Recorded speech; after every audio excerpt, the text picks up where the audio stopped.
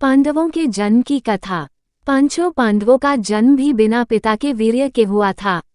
एक बार राजा पांडु अपनी दोनों पत्नियों कुंती तथा माद्री के साथ आखेट के लिए वन में गए। वहां उन्हें एक मृग का मैथुनरथ जोड़ा दृष्टिगत हुआ। पांडु ने तत्काल अपने बाण से उस मृग को घायल कर दिया। मरते हुए मृग ने पांडु को शाप दिया, राजन, तुम्हारे समान क्रूर पुरुष इस संसार में कोई भी नहीं होगा। तूने मुझे मैथुन के समय बाण मारा है, अतः जब कभी भी तू मैथुनरथ होगा तेरी मृत्यु हो जाएगी।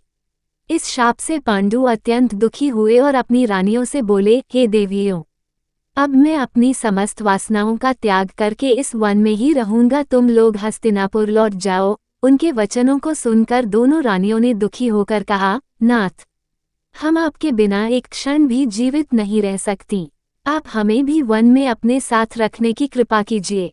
पांडु ने उनके अनुरोध को स्वीकार करके उन्हें वन में अपने साथ रहने की अनुमति दे दी। इसी दौरान राजा पांडु ने अमावस्या के दिन ऋषि मुनियों को ब्रह्मा जी के दर्शनों के लिए जाते हुए देखा। उन्होंने उन ऋषि मुनियों से स्वयं को साथ ले जाने का आग्रह किया। उनके इस आग्रह पर ऋषि मुनियों ने कहा, राजन, कोई भी निःसंतान पुरुष ब्रह्मलोक जाने का अधिकारी नहीं हो सकता, अतः हम आपको अपने साथ ले जाने में असमर्थ हैं।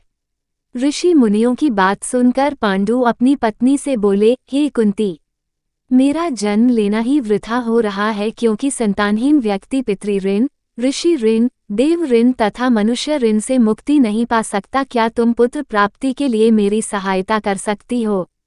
कुंती बोली, हे आर्यपुत्र, दुर्वासा ऋषि ने मुझे ऐसा मंत्र प्रदान किया है जिससे मैं किसी भी देवता का आह्वान करके मनोवांछित वस्तु प्राप्त कर सकती हूँ।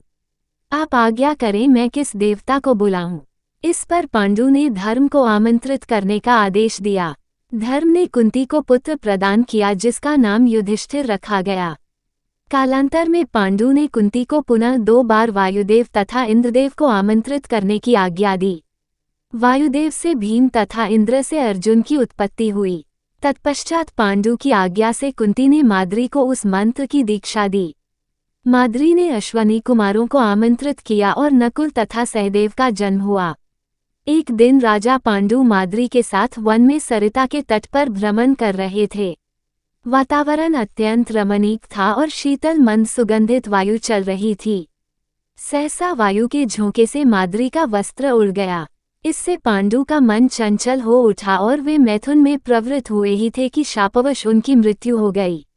माद्री उनके साथ सती हो गई, किंतु पुत्रों के पालन पोषण के लिए कुंती हस्तिनापुर लौट आई।